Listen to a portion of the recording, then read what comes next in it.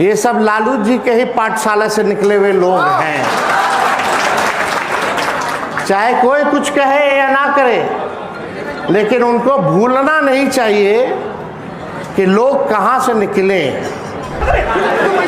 Party के सभी हमारे वरिष्ठ नेतागण, सभी हमारे पार्टी के पदाधिकारी, बिहार भर से आए हुए सभी जिला के पदाधिकारी, कार्यकर्ता, मंच पे और हमारे सामने बैठे सभी माननीय विधायकगण, पूर्व विधायकगण, पूर्व प्रत्याशीगण, आज अंबेडकर जयंती के अवसर पर आज कार्यक्रम में आप लोगों का हम स्वागत करते हैं, आप सब लोगों का अभिनंदन करते हैं। और काफ़ी धूमधाम से पार्टी के द्वारा जो है अंबेडकर जयंती जो है मनाई जा रही है। हम सब लोगों को भूलना नहीं चाहिए कि अगर अंबेडकर जी संविधान में की जो रचना की, अगर वो नहीं हो पाते, नहीं कर पाते, तो हम लोग जैसे पिछड़े समाज के, अति पिछड़े समाज के, दलित समाज के लोग, आदिवासी समाज के लोग मुख्य धारा में नहीं आते, राजनीति में हम लोगों को जगह नहीं मिलती। और बाबा साहब अंबेडकर ने चाहे कोई जात के हो, कोई धर्म के हो, सबको जो है एक बराबरी देख करके जो है संविधान में लिखने का काम किया कि सबका अधिकार एक है, सबका मान सम्मान होना चाहिए। बाबा साहब अंबेडकर ने जो संविधान लिखा था,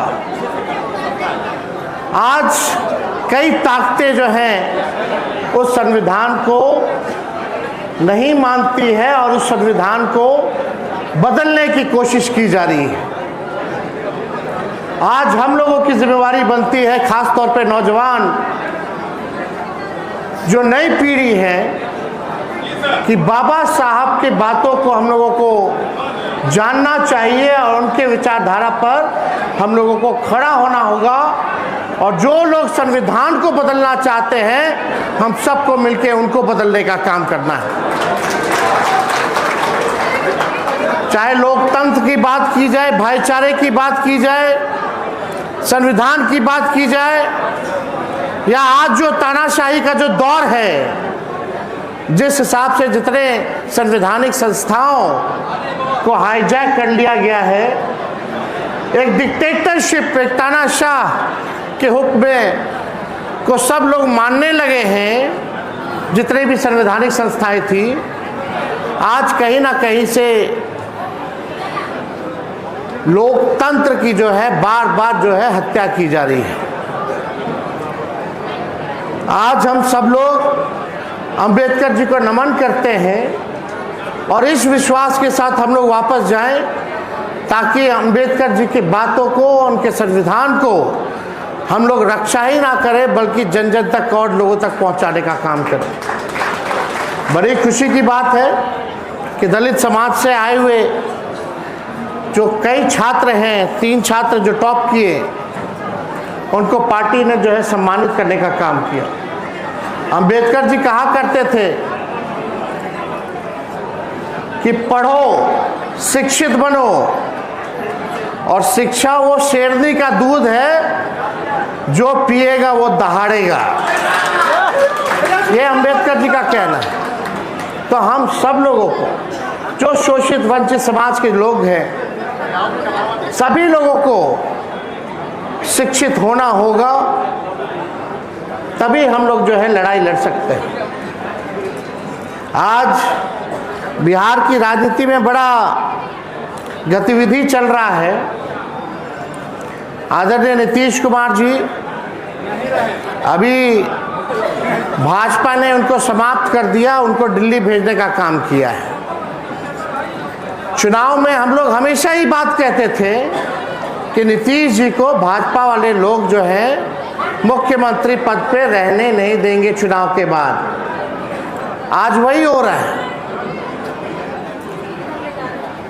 माननीय नीतीश कुमार जी ने आरएसएस को, भाजपा को पालने का काम किया और आज वही लोग जो है नीतीश कुमार जी की विदाई कर दी है। हम इतना कहना चाहते हैं, चाहे कोई भी बिहार का मुख्यमंत्री बने, या सुनने में आ रहा है कि भाई सम्राट चौधरी जी जो है मुख्यमंत्री का शपथ लेंगे, तो आप समझ जाइए कि वही लोग जो बीजेपी के लोग जो कर्पूरी जी को गाली देते थे उनको भारत रत्न देना पड़ा। अंबेडकर जी हैं जिनके बातों में कथनी और करनी में भारी अंतर है, जो आज लालू जी को गाली दे रहे हैं, वही लालू जी के इर्द गिर्द विचारधारा पर ही बिहार में राजनीति हो रही है। और ये लोग कौन हैं? चाहे सम्राट चौधरी हो या उमेश कुशवाहा हो, ये सब लालू जी के ही पाठशाला से निकले हुए लोग हैं। चाहे कोई कुछ कहे या ना करे, लेकिन उनको भूलना नहीं चाहिए कि लोग कहां से निकले। कुछ लोग कहते थे नीतीश जी बापू का नाम लेते थे, बापू के साथ जो सामाजिक जो चीज़ें हैं, जो बातें कहते थे, वही नीतीश कुमार जी हर जगह छपवाते थे, लिखवाते थे। आज अगर महात्मा गांधी होते या अभी देख रहे होंगे तो आज रो रहे होंगे कि यही नीतीश कुमार जी कहते हैं बापू का नाम लेते हैं, उनके विचारधारा पे चलने का काम करते हैं, अब बिहार में बीजेपी को और आरएसएस को, उनके हथियारों को स्थापित करते हैं। आप समझ जाइए कौन लोग थे बापू के हत्यारे लोग, वही आरएसएस के लोग, नत्थू गॉडसे।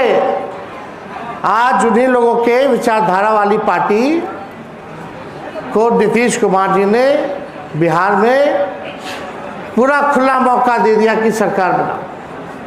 पूरा दबाव है उनके ऊपर, और दबाव था, पार्टी उनका तोड़ रहा था, तभी 22 में हमारे साथ आए थे कि बचा लीजिए।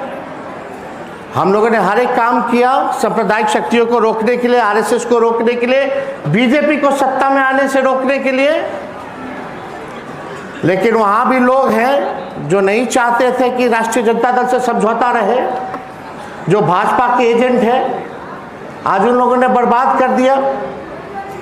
नीतीश जी याद कीजिए, यही अम्बेडकर दलित सम्मेलन कर रहे थे वहाँ, जो अपना पशुपालन वाला, जो वेटनरी वाले में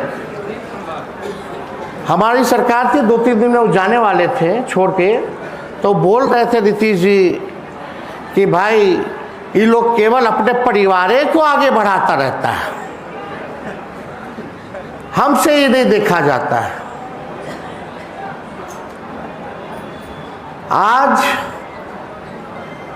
परिवारवाद पे जो लोग हम लोगों को गाली देते थे, आज उनको सोचना पड़ेगा कि बिना एमएलए या बिना एमएलसी के भी लोग जो है मंत्री बन रहे हैं।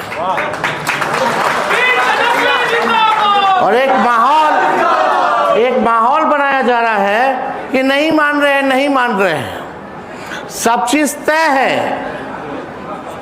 लेकिन हम किस दौर में आए? जब लालू जी की सदस्यता को खत्म कर दिया गया था, तब बिना पार्टी के कोई पद के हमने लगातार कई बार पूरे बिहार का दौरा किया, जिला में गए, संगठन को मजबूत करने का प्रयास किया, चुनाव लड़े और चुनाव जीत करके आए। और तब आए जब हम लोग विपक्ष में थे। आज तो सीधे एंट्री होता है, सीधे मंत्री या डिप्टी सीएम और सीएमए बनाने के बात होता है। लेकिन आज कोई इस पे उंगली नहीं उठा रहा है, कोई उंगली नहीं उठाएगा, क्योंकि बीजेपी के साथ रहिएगा तो राजा हरिश्चंद्र रहिएगा, अब विरोध में रहिएगा तो आप सबसे बड़े घोटालेबाज रहिएगा, वॉशिंग मशीन है। तो आज लोग इस पे कोई चर्चा नहीं करे जिसको करना ना करे। लेकिन याद रखिएगा, लालू जी की इतनी मजबूत विचारधारा है कि आने वाले समय में इनको लालू जी को मानना ही पड़ेगा। ये लालू जी की असली ताकत है। हम लोग जो भी करते हैं डंके के चोट पे करते हैं। ये लोग कहते कुछ है और करते कुछ है। लोग बोला कि 30 तक नीतीश जी रहेंगे, हम लोग बोले नहीं, नीतीश जी को नहीं रखेगा। क्या हुआ? वही हो रहा। ये लोग बोलते हम लोग अपने बाल बच्चे को नहीं लाएंगे। बोलते कुछ है करते कुछ है। तो हम सब लोग एकजुट होकर के आज जो भी सरकार है, बने ना बने, लेकिन ये जनता का चुना हुआ सरकार नहीं है। तंत्र मंत्र से, धन तंत्र मशीन तंत्र से इन लोगों ने सरकार बनाया। लेकिन अगर हम लोग एकजुट होकर के, एक होकर के लड़ाई लड़ने का काम करेंगे तो आपका आने वाला दिन होगा, आपका भविष्य होगा। बिहार की स्थिति क्या है? जाते जाते नीतीश जी ने बिहार का खजाना खाली कर दिया। आज बुलाओ किसी को, जाकर के दिखवाइए यहाँ कितने विधायक बैठे हुए, पूछो उनको वेतन मिला है कि नहीं मिला है, कितने कर्मचारी उनको पेंशन मिला है कि नहीं मिला है। वेतन देने लायक की स्थिति में बिहार सरकार अब नहीं रह गई है। ठेकेदार सब रो रहा है, तबाह है, कहीं कुछ जो है नहीं हो रहा। 2 लाख छोड़ो यार, अब मिलने वाला है वो। ना 1 करोड़ नौकरी ये देंगे, ना ये 2 लाख रुपया देंगे, ना ये पेंशन देंगे। 125 यूनिट बिजली दे रहे थे, बिजली का कीमतें बढ़ा दिया। तो इन लोगों ने तो केवल ठगा है लोगों को। आज गैस, पेट्रोल, डीजल महंगाई इतनी चरम सीमा पर है कि लोगों को ब्लैक में लेना पड़ रहा है। ये हालात है। गला काट दिया जा रहा है सड़कों पर, गला काट करके लोग जो है लहरा रहा है गला को। कानून व्यवस्था चौपट हो चुका है। ओला गिर रहा है, किसानों को मुआवजा नहीं मिल रहा, फसल बर्बाद हो रहा है। मजदूर परेशान है, किसान परेशान है, नौजवान को नौकरी नहीं मिल रहा। TRE 4 का क्या हुआ, अब तक बहाली नहीं हो पाई है। पढ़ाई, दवाई, कमाई, सिंचाई की बात करें, कहाँ कुछ हो रहा है। लगभग 78,000 प्राथमिक और मध्य विद्यालय हैं। एक भी टीचर नहीं है, म्यूजिक टीचर। लेकिन 160 करोड़ का हारमोनियम, साजबाज खरीद लिया गया है, ढोलक खरीदा गया है, तबला खरीदा गया है। वो बजाएगा कौन? ये वही तंत्र है जो ये तंत्र अपना चुनाव में जो सिस्टम लगाया हुआ था, वोट खरीद के, वही तंत्र अब यंत्र खरीद रहा है। कमीशन खोरी बढ़ी हुई है। ऐसा लग ही नहीं रहा कि कोई सरकार है। बिहार जो है एकदम अकेला जो है छूटा हुआ है। 2 महीने से कैबिनेट मीटिंग नहीं हुआ, आज हुआ है, और भी केवल औपचारिकता हुई है, केवल फोटो सेशन हुआ है। लोगों को, बिहार के लोगों को बिहार की चिंता करनी चाहिए, सरकार को बिहार की चिंता करनी चाहिए, बिहार के लोगों को ही चिंता करनी चाहिए। लेकिन अभी सब लोग हैं कि कुर्सी किसको मिलेगा, कुर्सी किसको मिलेगा। सरकार 5 साल में एक सरकार 5 साल चलाती थी, अब सरकारी सरकार को बदलती रह रही है, बदलती रह रही। कोई स्टेबिलिटी नहीं है, स्थिरता नहीं है। जब तक स्थिरता नहीं होगी तब तक विकास कहाँ से संभव है। तो ये बिहार को इन लोगों ने बर्बाद किया 20 साल। और जिन लोगों ने सांप्रदायिक शक्तियों को आज सौंप दिया है, फिरका प्रस्त शक्तियों को जो सौंप दिया है, जो अमन चैन के खिलाफ है, जो बापू अंबेडकर के खिलाफ है, आरक्षण विरोधी जो लोग हैं, आने वाले समय में उनको भी जनता माफ नहीं करेगी, ये भूलेगी नहीं। नीतीश जी झुकना पसंद किए, लालू जी लड़ना पसंद किए, नतीजा देख लीजिए। लेकिन हम लोग लड़ने वाले लोग हैं, चाहे कोई भी सितम कितना भी लोग ढाएगा, हम लोग झुकेंगे नहीं, अपने विचारधारा से कोई समझौता नहीं करेंगे, लड़ाई लड़ेंगे। अभी आज हम दिल्ली जा रहे हैं, कल बैठक भी है विपक्ष की महिला आरक्षण को लेकर के, खड़गे जी ने बैठक बुलाया है। हमारा पूरा जो शुरू से जो स्टैंड था वही हमारा स्टैंड रहेगा, यानी महिलाओं का आरक्षण आप दीजिए, आप 30%, 40% या 50% कर दीजिए, लेकिन आरक्षण में आरक्षण जरूर आपको देना होगा। इसकी लड़ाई हम लोग लड़ने का काम करेंगे। अति पिछड़ा महिलाओं को भी मिलना चाहिए आरक्षण, पिछड़ी महिलाओं को भी मिलना चाहिए, दलित आदिवासी महिलाओं को भी आरक्षण जो है मिलना चाहिए। इसके हम लोग पक्षधर हैं और इस मजबूती के साथ इस बात को हम लोग उठाने का काम करेंगे। हमारी संख्या बढ़ता रहता है, घटता रहता है, सरकार आते रहता है, जाते रहता है, कोई परमानेंट होता नहीं है। और आजकल तो कोई लोग विचारधारा में भी परमानेंट नहीं है, लेकिन राष्ट्रीय जनता दल अपने विचारों के साथ खड़ी है, खड़ी थी और आगे भी खड़ी रहेगी। और इस लड़ाई को, बहुजनों की लड़ाई को हम लोग लड़ने का काम करेंगे। बाबा साहब के सपनों को, कर्पूरी जी के सपनों को, लालू जी के सपनों को हम लोग जो है पूरा करने का काम करेंगे। तो ज़्यादा कुछ हम कहेंगे नहीं। अब जो लोग भी मुख्यमंत्री बन रहे हैं, सम्राट जी का नाम आ रहा है, तेजस्वी को 9वीं फेल जरूर कहोगे, लेकिन उनके सर्टिफिकेट का जांच नहीं होगा। अरे हम तो 9वीं फेल नहीं, 9वीं पास है भाई, हम फेल हुए नहीं कभी। तो हमको तो ज्यादा टिप्पा टिप्पणी नहीं करना है। एक और डिग्री नहीं है लोगों के पास, कई डिग्री है। और एक डिग्री क्या, आने वाले समय में वो लोग कोई और भी डिग्री ले आएंगे। बिना परीक्षा के लोग प्रोफेसर बन जा रहा है, बिना परीक्षा के लोग प्रोफेसर बन जा रहा है। तो आप समझ जाइए कि क्या जमाना, क्या सरकार कैसे चल रही है, किसी से छुपा नहीं है। हम लोग सच्चे लोग हैं, वो लोग झूठे लोग हैं, झूठ की राजनीति करते हैं। और कौन कह रहा था भाई, कौन सवाल उठा रहा था भाई, एक प्रवक्ता है महारथी जदयू के, बहुत लोगों का उनका चेहरा पसंद नहीं है, हम इस बात से सहमत हैं। लेकिन अब सवाल ये उठता है कि क्या फिर से उनमें दम है कि ये सवाल पूछ सके या आरोप लगा सके या जांच करा सके? जरा कराइए भाई।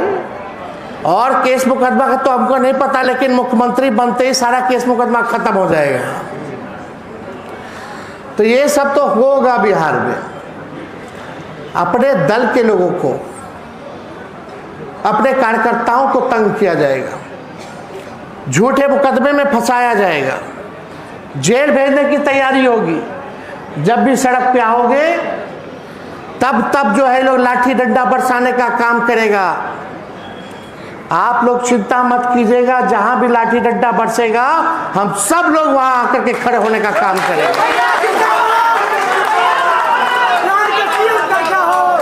हम लोगों को मजबूत रहना है, लड़ाई लड़नी है।